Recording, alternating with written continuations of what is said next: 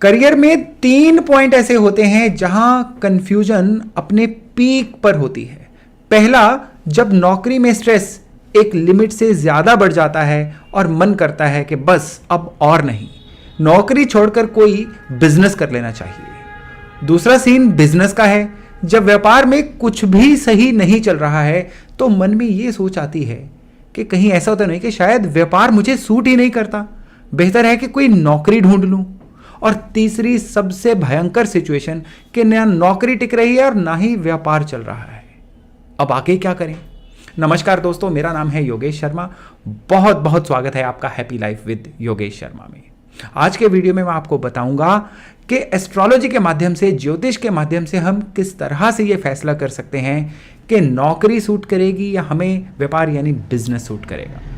और इसमें मैं आपको कुछ पर्टिकुलर ग्रहों के कॉम्बिनेशन भी बताऊंगा कि किन लोगों को बिजनेस करना चाहिए और किन लोगों को नौकरी सूट करेगी। और इसके अलावा मैं आपको उन ग्रहों के बारे में भी बताऊंगा जिनको संतुलित किए बिना, बैलेंस किए बिना आप चाहकर भी बिजनेस में कामयाब नहीं हो सकते। और हां, उन ग्रहों को बैलेंस करने के उपाय भी बताऊंगा। लेकिन उससे पहले एक विनम्र निवेदन कि अगर आपने अभी तक मेरा चैनल सब्सक्राइब नहीं किया है तो उसको कृपया अभी सब्सक्राइब करें, क्योंकि आपकी सब्सक्रिप्शन दरअसल मुझे मोटिवेट करती है आपके लिए बढ़िया और यूजफुल कंटेंट लाने के लिए। देखिए, नौकरी और व्यापार दोनों का अपना अलग अलग माहौल है, दोनों के अपने अपने फायदे हैं और कुछ नुकसान भी हैं। और अगर इनके ज्योतिषीय पहलू को हमने जानना है तो उससे पहले इनके फायदे नुकसान को जानना बहुत ही जरूरी है। नौकरी जहां आपसे कोई इन्वेस्टमेंट नहीं मांगती, कोई भी निवेश नहीं मांगती, बस अपनी काबिलियत और हुनर और जस्ट एनर्जी, ऊर्जा को इस्तेमाल करिए। हर महीने एक फिक्स डेट पर आपको सैलरी मिलेगी, प्रोविडेंट फंड और बाकी सुविधाएं भी मिलेंगी और लाइफ चलती रहेगी। नौकरी में आप अपनी लाइफ को लंबे समय तक नौकरी द्वारा प्लान कर सकते हैं, ईएमआईज को प्लान कर सकते हैं। और अगर नौकरी के नुकसान की बात करें तो वहां आपको किसी और के लिए काम करना है। आप क्या सोचते हैं, क्या चाहते हैं, वहां ये मैटर ही नहीं करता। आप अपने तरीके से वहां नहीं चल सकते। आपका 9 से 5 या 9 से 6 का समय सैलरी के द्वारा खरीदा जा चुका है, जो आपको एम्प्लॉयर के अनुसार ही यूज करना होगा। एक सीमा, एक लिमिट से ज्यादा आप धन नहीं कमा सकते। और अगर बॉस या माहौल खराब मिल जाए तो तब ना नौकरी किए बनेगी और ना नौकरी छोड़े बनेगी। फ्रस्ट्रेशन, डिप्रेशन, वो जो मिलेगा वो अलग से। और अब अगर व्यापार की बात करें तो आप अपने अनुसार माहौल और अपने वर्किंग आवर डिसाइड कर सकते हैं, अपनी मर्जी से जीवन को चला सकते हैं। धन कमाने की कोई लिमिट ही नहीं है। और अगर चीज़ें सही से चलनी शुरू हो जाएं तो जीवन में धन, सुविधाएं आती चली जाएंगी। लेकिन व्यापार में नुकसान ये है कि इसमें रिस्क फैक्टर्स जो हैं ये बहुत ज़्यादा होते हैं। आपको अपने व्यापार में एक निवेश, एक इन्वेस्टमेंट चाहिए, एक धन की क्वांटिटी चाहिए जो कई बार अरेंज नहीं भी हो सकती। नौकरी के मुकाबले इसमें काम करने के घंटे ज़्यादा रहेंगे और यह भी पॉसिबल है कि आप अपने परिवार को ज़्यादा समय ना दे पाएं। और मार्केट के उतार चढ़ाव आपको सीधे सीधे प्रभावित भी करेंगे। और अब आते हैं एस्ट्रोलॉजी के यानी ज्योतिष के उन पॉइंट्स पर जो ये कंफर्म कर देते हैं कि आपके जीवन में दरअसल सूट क्या करेगा, नौकरी के व्यापार। यहां पर आपको अपने बर्थ चार्ट के कुछ ग्रहों को देखना होगा और फिर फैसला लेना होगा कि आपको जीवन में नौकरी ही करनी चाहिए या व्यापार की तरफ चलना चाहिए। कुछ ऐसे ग्रह योग हैं जो एज सच ही स्पष्ट कर देते हैं कि आपके करियर में आपका झुकाव किस तरफ रहना चाहिए। एग्जाम्पल के लिए कुंडली का 11th हाउस जो कि इनकम का स्थान है, यानी जब आप दुनिया में अपनी सेवाएं देते हैं उसके बदले में जो धन आपको मिलता है, 11वां घर उसी धन का स्थान माना जाता है। और अगर 11वें घर में बुध ग्रह यानी मरकरी बैठे हों तो तकरीबन 35 वर्ष की आयु तक कोई भी व्यापार नॉर्मली कामयाब नहीं होगा, नहीं चलेगा। इस केस में नौकरी करना ही एकमात्र समाधान होगा। हां, 35 वर्ष की आयु के बाद आप नौकरी छोड़कर व्यापार में स्विच जरूर कर सकते हैं। और इसी इनकम के घर में अगर राहु हो तो भी इनकम में फ्लक्चुएशन रहेगी, यानी उतार चढ़ाव बना रहेगा।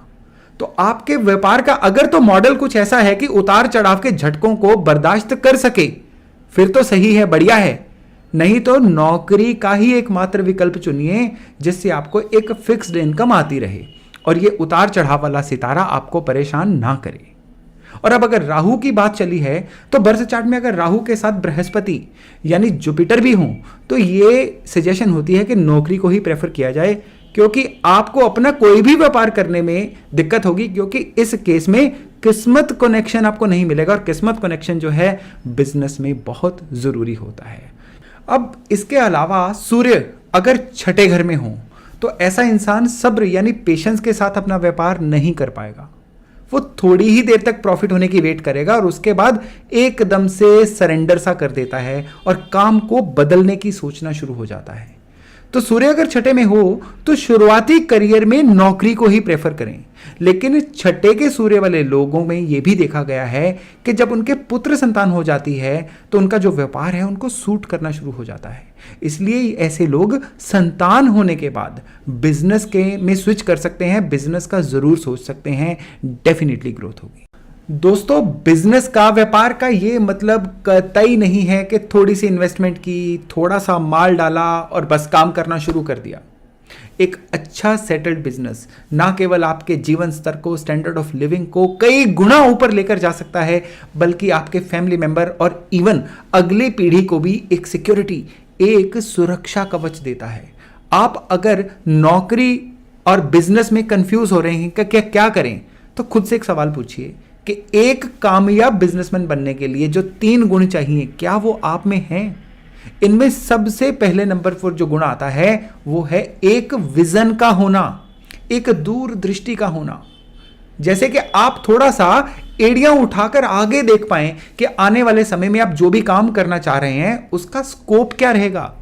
क्या आने वाले 5 सालों में इस काम में कोई बदलाव आ सकते हैं?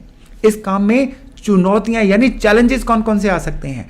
और आपके विजन की जो ताकत है वो आपकी कुंडली में कौन से ग्रह डिसाइड करते हैं? वो ग्रह हैं सूर्य।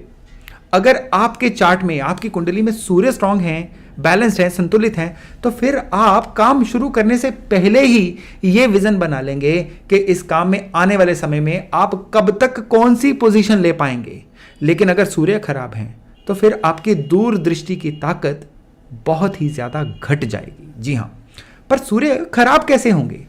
सूर्य अगर जन्म कुंडली में 7th हाउस में यानी 7वें घर में हो, अगर सूर्य के साथ राहु हो या सूर्य राहु की इवन दृष्टि में भी हो, इवन राहु अकेले भी अगर आपके लग्न या 5वें घर में हो, या फिर सूर्य शनि के साथ हो, तो फिर सूर्य की ताकत बहुत हद तक घट जाती है, जिससे आगे देखने की ताकत, दूरदृष्टि की ताकत, विजन की ताकत जो है ये भी बहुत ज्यादा घट जाती है।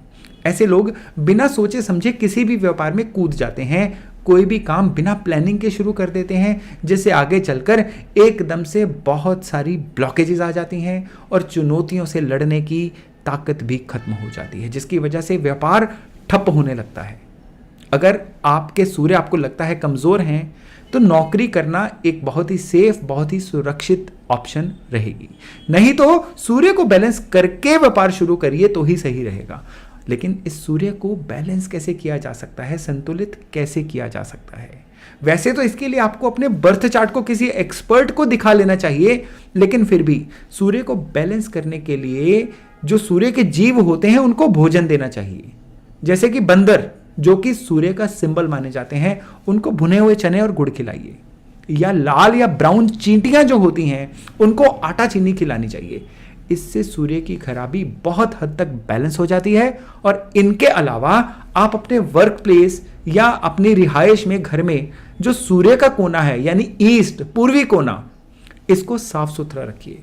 इस एरिया में गंदगी मत रखिए और नीला रंग या नीले परते जो हैं इनको भी अवॉइड करिए। इससे भी सूरज को होने वाली खराबियां बहुत हद तक दूर हो जाती हैं। व्यापार के लिए दूसरा जो सबसे बड़ा गुण है वो है सेल्समैनशिप का होना, यानी जो प्रोडक्ट, जो सर्विसेज आप जगत के सामने लाना चाहते हैं, दुनिया के सामने लाना चाहते हैं, उसको अगर सही तरीके से प्रेजेंट ही नहीं किया गया तो चाहे जितना मर्जी अच्छा प्रोडक्ट हो, उसका फेल होना निश्चित है। मैंने ऐसे सैकड़ों केसेस देखे हैं जहां पर एक बहुत अच्छी सर्विस, एक बहुत ही अच्छा प्रोडक्ट केवल लोगों के सामने सही तरीके से नहीं लाया गया और इसी वजह से वो प्रोडक्ट या वो जो बिजनेस है वो फेल भी हो गया। अब इस चीज को कौन से ग्रह कंट्रोल करते हैं?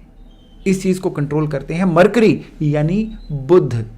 जन्म कुंडली में बुध अगर खराब हो, मसलन बुध अगर 8वें घर में हो, 12वें घर में हो, या फिर बुध जो है केतु के साथ बैठकर खराब हो रहे हों, तो क्या होगा? व्यापार में बनने वाला या बिकने वाला प्रोडक्ट या आपकी जो सर्विस है वो सही तरीके से दुनिया के सामने आ ही नहीं पाएगी। फिर चाहे बिजनेस का आइडिया या आपका प्रोडक्ट कितना भी कमाल का हो, बुध के खराब होने की वजह से अच्छी से अच्छी क्वालिटी का सामान भी मार्केट में बिक ही नहीं पाएगा, क्योंकि वो सही जनता तक पहुंच ही नहीं पाएगा। जैसे जैसे बिजनेस आगे बढ़ेगा वो धीरे धीरे मुरझाना शुरू हो जाएगा और फिर इवेंचुअली बंद हो जाएगा। बुध अगर खराब है ना तो भाई साहब फिर व्यापारी मत बनिए, नौकरी ही करिए। नहीं तो पहले बुध को सही करिए फिर व्यापार करिए।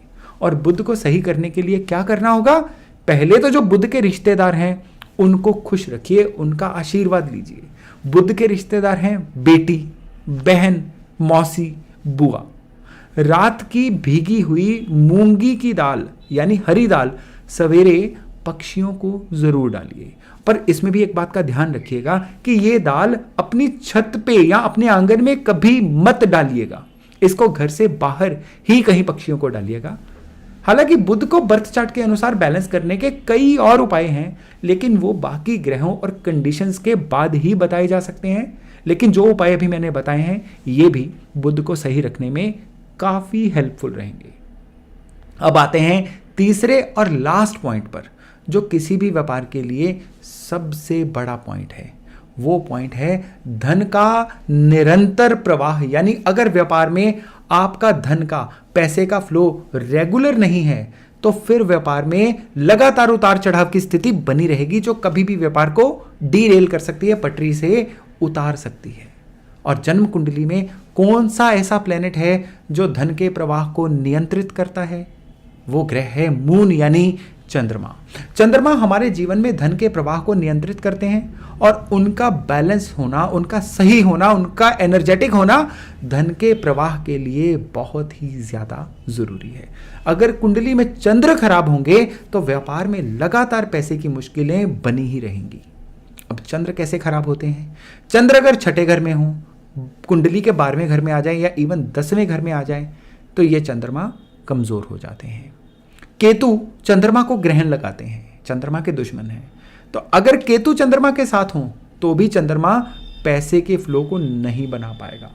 इवन शनि के साथ होने पर भी ये चंद्रमा जो है अपनी ताकत को लूज कर जाते हैं और कमजोर से हो जाते हैं। नतीजा पैसे का फ्लो रुकता है व्यापार में, कभी पेमेंट की रिकवरी रुक जाती है, कभी पैसे फंस जाते हैं और कभी अचानक लॉस की वजह से पैसे का एक क्रंच सा आ जाता है। इससे व्यापार में लेनदारी और देनदारी के बीच में संतुलन में काफी फर्क आ जाता है, जो व्यापार को खराब करने में बाद में एक मुख्य भूमिका निभाता है। यही नहीं, ये चंद्र आपके इमोशनल बैलेंस को भी शो करते हैं, आपके मन को भी कंट्रोल करते हैं। यानी परेशानी आने पर आप अपने मन को कितना स्थिर रख पाते हैं, क्या आप पैनिक सिचुएशन में या फिर बुरी परिस्थितियों से निकलने में कितनी इच्छा शक्ति दिखाते हैं, यह सब भी चंद्रमा की अथॉरिटी में ही आता है। अगर आपके चंद्रमा सही नहीं है तो जहां कैश की दिक्कत बनेगी, बरकत की कमी रहेगी, उसके अलावा इच्छा शक्ति या मन की स्थिरता भी खराब रहेगी। इसकी वजह से बिजनेस में काफी रुकावटें आ सकती हैं। तो अगर चंद्रमा खराब है तो भी या तो नौकरी को प्रेफर करें, नहीं तो चंद्रमा को सही करने के बाद व्यापार शुरू करें। और चंद्रमा को बैलेंस करने के लिए मां की सेवा करें, उनको अपना क्वालिटी समय दें और भगवान शिव की उपासना करें और जन्म कुंडली के अनुसार चंद्रमा के उपाय जरूर करें। तो दोस्तों ये था एक संक्षिप्त सी शेयरिंग कि किस तरह से हम ये डिलेमा, ये कंफ्यूजन दूर कर सकते हैं कि हमारे लिए नौकरी सही रहेगी कि व्यापार सही रहेगा। आप अपने सुझाव या शंकाएं कमेंट्स के जरिए दे सकते हैं और जिनको आपको लगता है कि इस जानकारी की जरूरत है उनको ये वीडियो शेयर भी करिए, हो सकता है उनका कोई भला हो जाए। तो जल्दी मिलते हैं एक नए विषय के साथ, अपना खूब ध्यान रखिएगा। नमस्कार।